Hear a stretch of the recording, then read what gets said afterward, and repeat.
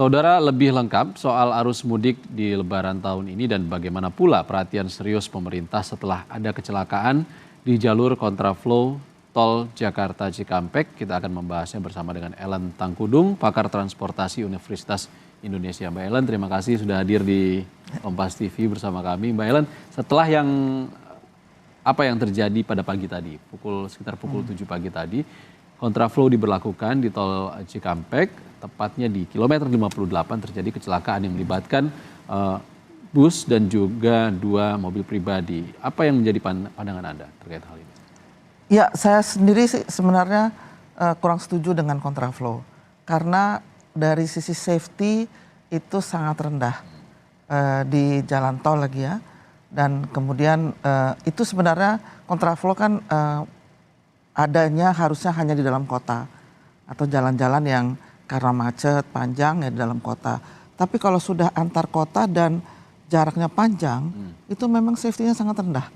Dan safety itu harusnya tidak perlu dibuktikan ya. Artinya secara teoritis memang safety, tetapi ya sekarang sudah terbukti bahwa dengan adanya kontraflow itu kecelakaannya fatal. Sampai meninggal dunia banyak, dan itu mungkin saja karena pengendara bukan yang sering lewat jalan itu. Kemudian memang jangan-jangan juga bukan pengemudi yang sering mengendarai kendaraan dengan jarak yang panjang seperti itu. Jadi memang harus konsentrasi sangat tinggi kalau di kontraflow. Nah, oleh karena itu saya sih mengharapkan tidak perlu ada lagi kontraflow, tetapi lebih baik satu arah. Kalau satu arah kan benar-benar seluruhnya menggunakan arah yang sama. Oke. Artinya tidak cukup hanya evaluasi kontraflow-nya saja, tapi kontraflow-nya sama sekali tidak digunakan. Kalau saya sih menyarankan itu. Sudah terbukti safety-nya sangat rendah. Ya, itu hanya orang ya, kalau kita bisa menasehatkan kalau lewat kontraflow harus sangat berhati-hati, harus sangat pelan-pelan seperti itu. Kan nasihat itu belum tentu sampai ke orang-orang pengemudi itu, apalagi mereka yang mungkin belum biasa dengan kontraflow. Mungkin kalau di Jakarta kita lebih biasa ya, karena ada kontraflow di jam-jam sibuk ya. Tetapi mungkin saja itu nggak pernah gitu lewat kontraflow. Gitu. Kalau kontraflow itu kan benar-benar kita harus pada jalurnya, tidak boleh meleng sama sekali, dan tidak boleh berhenti. Betul. Ya, karena kan itu kan apalagi dengan kecepatan tinggi. Kalau saya sih sarannya nggak usah lagi pakai kontraflow. Oke, kalau tidak ada kontraflow lalu satu arah, apakah ini kan akan menimbulkan protes juga, Mbak Ellen, dari arah berlawanan nih, tidak mendapatkan porsi jalan karena diambil semua oleh dari arah Jakarta. Misalnya dari Bandung ke Jakarta pada protes nih seperti lebaran-lebaran tahun lalu nih, gimana? Ya, kebetulan kontraflow diterapkannya di jalan tol Trans Jawa ya, di mana alternatif jalannya ada. Jadi ada jalan Pantura yang sejajar dengan jalan tol, itu bisa digunakan, dan diharapkan juga pengaturan kelola lalu lintas di jalan Pantura juga dilakukan. Artinya tidak boleh ada pasar tumpah misalnya. Jadi harus benar-benar itu diterapkan untuk arus mudik ini. Gitu. Jadi jangan hanya jalan tol, kan ini seakan-akan pusat perhatian hanya di jalan tol. Tapi jalan Pantura sebagai jalan alternatif itu juga harusnya diperhatikan dengan baik, karena tumpahan dari jalan tol juga akan ke situ juga gitu. Kalau penerapan kontraflow dihapus, lalu prioritasnya lebih kepada satu arah, bagaimana pengendara yang sudah berada di dalam tol yang kemudian nantinya ditutup gitu, seperti yang ramai di media sosial Mbak, tahun lalu itu banyak sekali yang dari arah Bandung menuju Jakarta harus berdiam di tol selama berjam-jam ini, dan mereka protes keras gitu. Ya, memang tidak bisa sewaktu-waktu seperti itu ya, harus diberitahu sebelumnya, dan sebenarnya kan bisa dihitung jaraknya. Jarak dan waktu ketika akan sampai di situ, sampai di yang one way itu memerlukan berapa lama dengan kecepatan berapa. Nah, dari hitungan itu bisa diberitahu di mana harus ada pemberitahuan bahwa akan terjadi one way. Dan sebelumnya ya memang sangat disarankan pengemudi mudik ini selalu mencari pengetahuan tentang lalu lintas lewat jalur-jalur medsos, lewat media dan sebagainya. Jadi jangan benar-benar nggak tahu apa-apa gitu. Itu satu. Tapi yang berikutnya adalah memang harus diberitahu sebelumnya. Walaupun udah pengumuman di mana-mana, tapi di jalan tol itu sendiri harus diberitahu sebelumnya bahwa jam sekian akan dilakukan one way itu gitu. Itu dengan perhitungan bisa. Oke.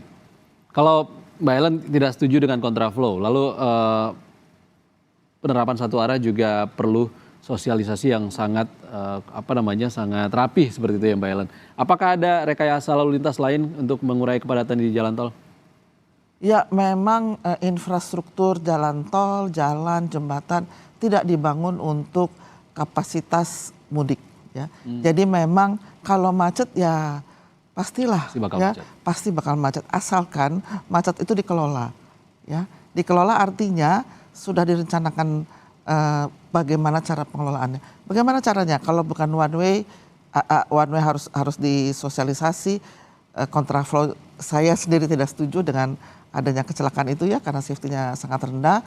Bagaimana caranya? Nah, caranya memang harus ada pengelolaan yang terpadu antara setiap gerbang tol sehingga dapat diketahui arus yang paling misalnya terjadi arus yang sangat tinggi misalnya arus yang volumenya paling banyak gitu.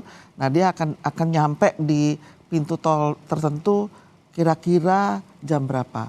Nah di situ mobile reader turun semua gitu misalnya. Jadi cepat itunya. Kan salah satu penyebab macet itu kan pintu tol. Nah itu diinikan. Atau malah tidak dilakukan sama sekali perhentian di pintu tol itu misalnya. Oke. Dipercepat saja gitu. Itu salah satunya. Oke, Mbak Ellen, tahun ini kan sekitar 193 juta kalau kata pemerintah pemudik. Dan tiap tahun meningkat termasuk pemudik yang menggunakan sepeda motor. Tidak hanya membawa barang bawaan yang besar-besar, kadang juga membawa anggota keluarga yang ada anak kecilnya di sana. Seperti apa Anda melihat ini? Apakah ini merupakan satu aktivitas mudik yang justru sebenarnya sebaiknya dihindari gitu? Apa solusinya? Itu dari bukan awal mudik ya, dari sejak lama kami yang pengamat transportasi yang memang benar-benar memperhatikan hal itu selalu mensarankan agar tidak menggunakan sepeda motor. Tapi tidak mungkin kan, karena sepeda motor itu kan bagian dari transportasi pada level tertentu, mayoritas, dan juga menunjukkan tingkat sosial tertentu gitu. Nah oke, tidak mungkin, tapi yang harus diperhatikan adalah jagalah safety dari kendaraan itu, kemudian bagaimana supaya naik sepeda motor itu hanya satu penumpangnya. Dan barangnya ya memang sangat terbatas, namanya sepeda motor. Tidak boleh melebihi dimensi dari motor itu sendiri. Itu yang harus, dan kalau awal-awal dulu ya, itu polisi sangat memperhatikan itu. Jadi nggak boleh dan disuruh balik atau anak dan istrinya misalnya disuruh naik bus misalnya. Seperti itu, tapi nggak tahu ya sekarang. Sekarang nggak ya? Sekarang kayaknya enggak deh. Oh gitu? Ya, saya juga nggak tahu ya.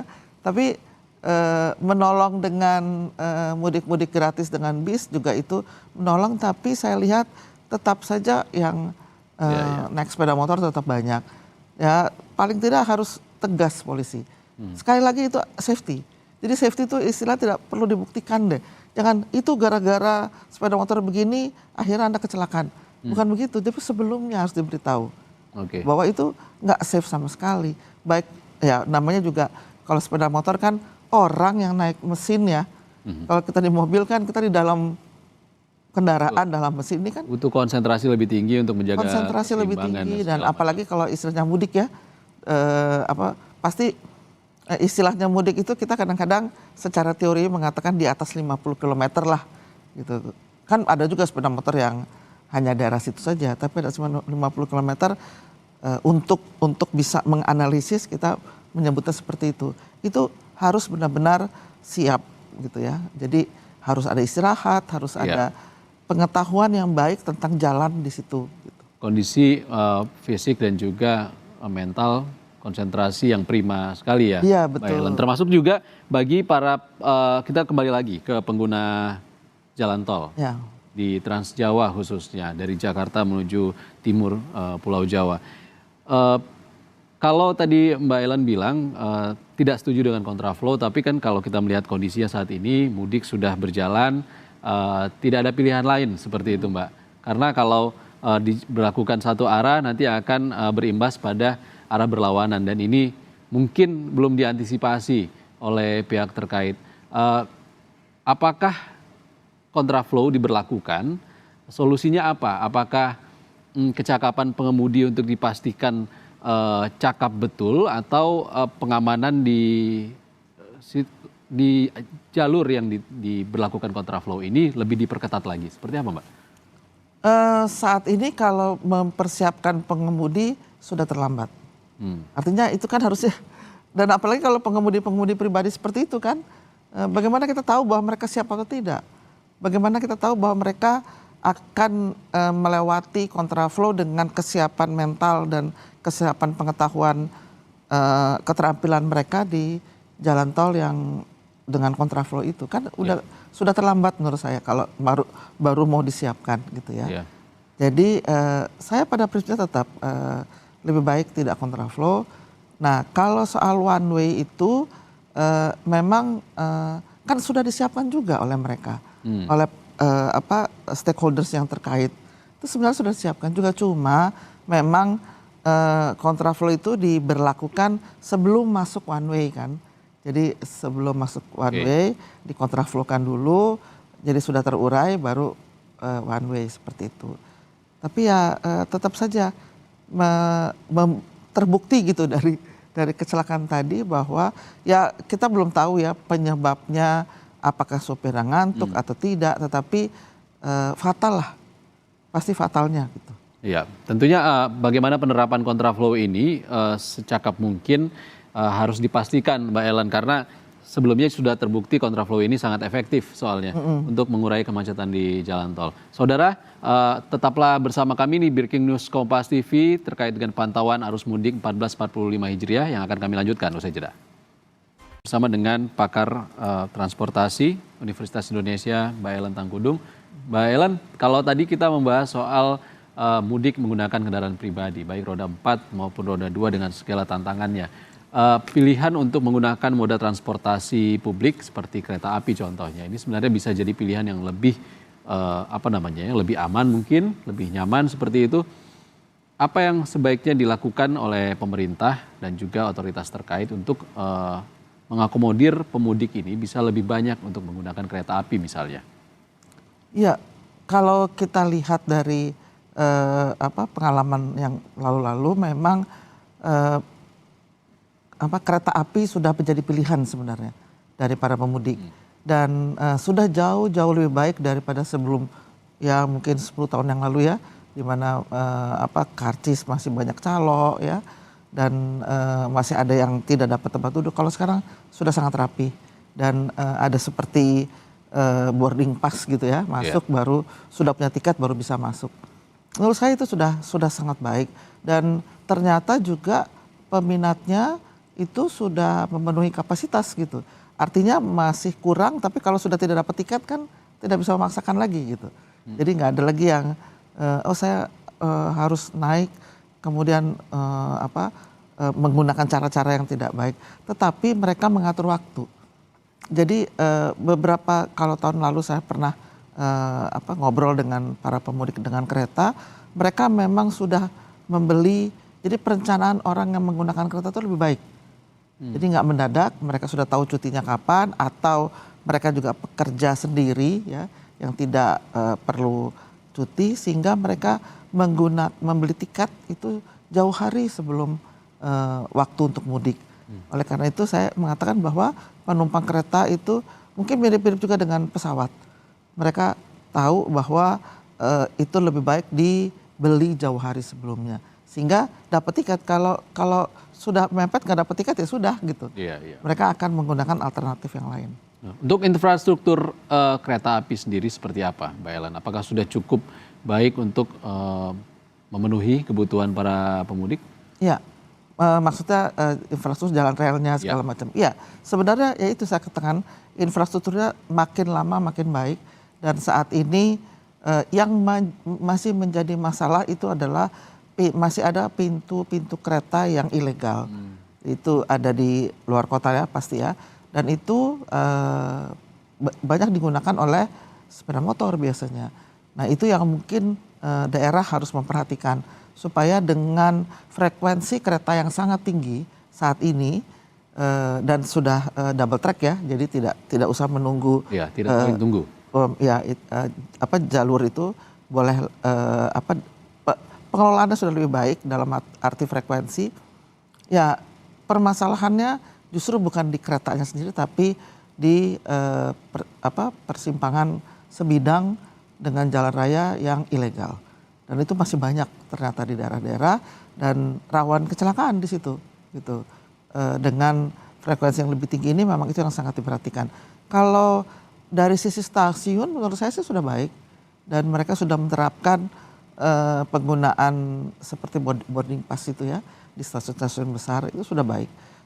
Mungkin yang perlu disiapkan lagi oleh Pemda daerah itu adalah supaya di setiap stasiun itu tersedia angkutan lanjutan. Jadi kereta itu kan bukan tujuan akhir. Macam shuttle. Shuttle atau ya kalau daerah-daerah tertentu yang di Jawa ini kan ada daerah-daerah yang memang penduduknya banyak yang merantau. Ya kalau sudah tahu begitu ya mereka bisa sekarang kan dengan WA Group bisa diinformasikan jam sekian nanti dijemputlah oleh Pemdanya. Kan nggak semua daerah di Jawa ini kan dilewati kereta ya, tetapi jalan raya, jalan kabupaten itu sudah bagus-bagus. Nah, bisa Pemda menyiapkan jemputan sehingga orang lebih tertarik lagi dengan kereta, dia tidak bego di stasiun gitu ya, nggak tahu mau naik apa gitu. Nah, itu bisa disiapkan gitu dengan baik. Mbak Ellen, untuk mengundang masyarakat yang tadinya menggunakan kendaraan pribadi seperti mobil atau motor untuk lebih memilih kereta api misalnya. Ini kan butuh kapasitas yang lebih banyak dulu hingga nantinya orang-orang terakomodir seperti itu, Mbak. Ini apakah perlu penambahan armada atau seperti apa sih? Ya sebenarnya untuk ya sekali lagi infrastruktur tidak dibangun hanya untuk mudik ya. Jadi memang dibangun untuk reguler, tetapi ketika mudik kalau di kereta itu bisa ditambah kereta-kereta tambahan. Itu bisa dilakukan tergantung dari kesibukan atau peaknya ini, dan itu bisa dipelajari dari tahun-tahun sebelumnya. Ya, tapi kan tiketnya tadi sudah diambil oleh orang-orang yang sudah punya jadwal jelas seperti itu. Ya. Oh maksudnya untuk memindahkan mereka yang tadi kendaraan pribadi. Ya tentu saja harus ada ya selalu sosialisasi dilakukan. Nah dan kereta itu bisa direncanakan dengan baik. Artinya ya tentu saja kita tahu kita sekarang bisa semuanya diinformasikan lewat media sosial dan itu bisa dikatakan bahwa oh kereta sudah habis tapi untuk tanggal sekian ada kereta tambahan. Misalnya seperti itu. Dan kalau memang informasi itu bisa disampaikan lewat media, lewat TV, lewat seperti Kompas TV atau di media-media lain sekarang cepat kok itunya. Blastingnya itu ya, sharingnya cepat sekali gitu. Jadi tapi ya tetap pengguna kereta itu biasanya bukan yang mendadak. Jadi mereka sudah itu sebelumnya. Jadi sekarang mungkin mereka bisa melihat oh kereta itu aman, kereta itu bisa dijemput, kereta itu tepat waktu. Salah satu yang ini kereta tepat waktu loh. Karena sampai sekarang kita masih melihat bahwa kereta frekuensinya jelas dan waktunya lebih tepat gitu. Ya itu bisa yang sekarang masih mudik naik sepeda motor atau ya naik sepeda motor atau naik kendaraan pribadi bisa itu untuk tahun depan saya naik kereta aja lah gitu. Iya, tidak hanya kereta, kita juga sebenarnya punya kapal laut Mbak Ellen sebagai negara maritim. Kita lihat informasi selanjutnya saudara, kapal Pelni dari Kalimantan kembali membawa ribuan penumpang di Pelabuhan Nusantara Kota Parepare, Sulawesi Selatan. Peningkatan penumpang signifikan jelang Lebaran. Ribuan pemudik kembali tiba di Pelabuhan Nusantara, Kota Parepare, Sulawesi Selatan.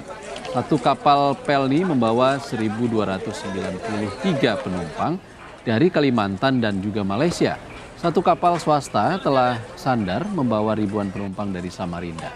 Sementara itu untuk mengangkut pemudik dari Kalimantan ke Pelabuhan Parepare dan sebaliknya, Pelni menyiapkan 6 kapal.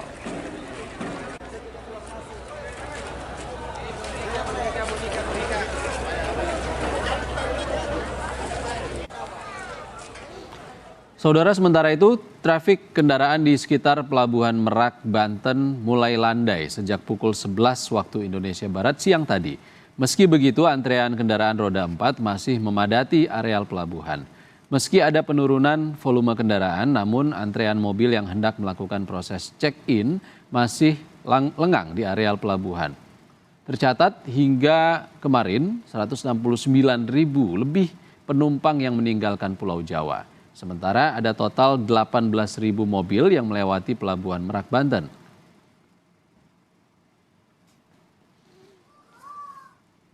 Sementara itu, 2 hari jelang Lebaran, antrean pemudik motor masih ramai di Pelabuhan PT Pelindo Ciwandan, Kota Cilegon, Banten. Para pemudik motor tujuan Pulau Sumatera itu dengan tertib menunggu giliran untuk masuk ke dalam kapal yang menyeberangi perairan Selat Sunda. Kepadatan kendaraan pemudik motor mengalami penurunan jumlah pemudik motor lantaran sudah terjadi pada hari Sabtu dan Minggu kemarin.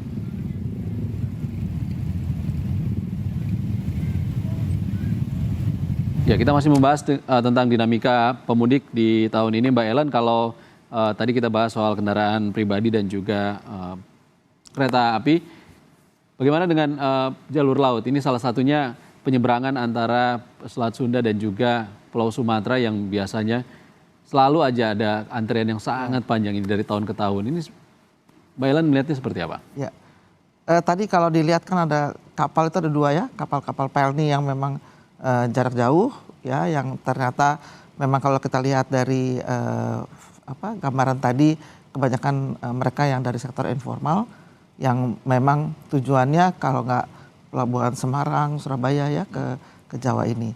Itu kelihatannya ya cukup lah ya, maksudnya tidak terjadi lonjakan terlalu tinggi, tapi memang banyak mereka yang menggunakan itu. Nah, yang permasalahan besar memang di penyeberangan Merak Bakauheni ini ya, dan itu saya melihatnya ASDP ya sebagai pengelola penyeberangan ini masih kurang mengantisipasi lonjakan-lonjakan seperti ini. Kenapa? Karena masih sama lagi dengan sebelum-sebelumnya. Padahal sekarang itu jalan tol Sumatera kan juga sudah mulai tersambung dari Lampung, Sumatera. Kemudian ya kalau mau diteruskan bahkan sampai Medan juga bisa gitu ya, walaupun masih belum nyambung-nyambung semua, masih terputus ya.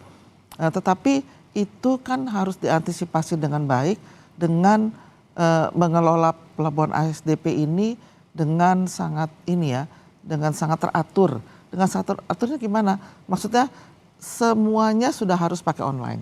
Misalnya itu ya untuk tiket. Sehingga mereka yang belum punya tiket harusnya tidak bisa diangkut. Harus sudah ya sekarang ini sudah wajib lah orang semuanya harusnya membeli dengan online. Itu sama juga dengan kereta juga seperti itu. Gitu. Dan secara infrastruktur dermaga di Merak itu kan ada 7 ya. Kemudian saya lupa ya 1 itu masih digunakan untuk apa. Kapalnya sih cukup tapi kayaknya dermaganya masih kurang deh kalau dermaga ya. Dan mungkin bisa ini kan kapal penyeberangan, kapal feri ya. Itu sebenarnya bisa juga dengan ketika ke dermaganya tidak menyamping seperti ini ya, tapi karena bisa begini gitu. Jadi bisa turun ya, itu dikelola dengan baik lah. Sehingga lebih banyak yang bisa didaratkan di dermaga itu gitu, bisa lebih cepat gitu. Kecuali ada gangguan angin, ada gangguan gelombang tinggi ya. Itu baru memang agak sulit ya. Tetapi kalau cuaca biasa-biasa saja mungkin bisa lebih banyak kapal yang bisa dilabuh di dermaga-dermaga ada. Tapi ada juga masalah soal penjualan tiket ini informasinya. Karena kalau kita dapat informasi kalau satu kapal itu ada sekitar 500 kendaraan atau 500 mobil ini. Sementara pembelian tiket walaupun sudah online tapi masih ada dugaan calo yang bermain di sana. Betul. Ini benar nggak sih? Iya, saya nggak mengalami sendiri ya, tapi cerita itu banyak. Dan itu yang saya katakan bahwa pengelolaan yang masih kurang baik. Karena di kereta tuh sudah enggak gitu, udah enggak ada seperti itu calo. Kenapa di situ masih ada calo? Ya, dan saya khawatirnya calo-calo ini justru di orang-orang dalam tanda kutip merasa penting, merasa VIP, sehingga mereka bisa lewat jalur-jalur. Tuh yang merasa VIP siapa? Ya nggak tahu saya. Bukan penumpangnya, oknum penumpangnya, oknum penumpangnya gitu ya, sehingga mereka bisa dengan jalur-jalur tertentu bisa dapat gitu ya, walaupun belum punya tiket sudah bisa masuk gitu. Itu kan juga ya saya sih nggak lihat sendiri terus terang, tapi cerita tentang itu sering. Berarti yang jual bisa jadi orang dalam juga? Iya, orang dalam juga. Iya. Nah itu yang saya katakan bahwa itu harus benar-benar dikelola. Jadi perusahaan penyeberangan ASDP ini harus benar-benar jeli terhadap itu gitu. Jangan, nggak boleh terjadi se-VIP apapun ya, kecuali VVIP gitu ya, itu tetap harus lewat online itu. Sehingga kalau sudah habis ya sudah habis gitu. Ya kecuali ada tambahan armada misalnya, itu bolehlah bisa diberikan informasi lagi. Tapi kalau tidak ya harusnya sudah belajar dari kereta lah gitu. Karena memang arusnya sekarang lebih tinggi. Karena jalan tolnya sudah nyambung gitu ya. Sehingga keinginan orang untuk menggunakan kendaraan roda 4 itu cukup tinggi gitu untuk sampai di sana, daripada kalau kayak ke Lampung, ke Palembang naik pesawat kan tanggung sekali gitu. Iya benar. Baru naik lewat Selat Sunda udah turun gitu.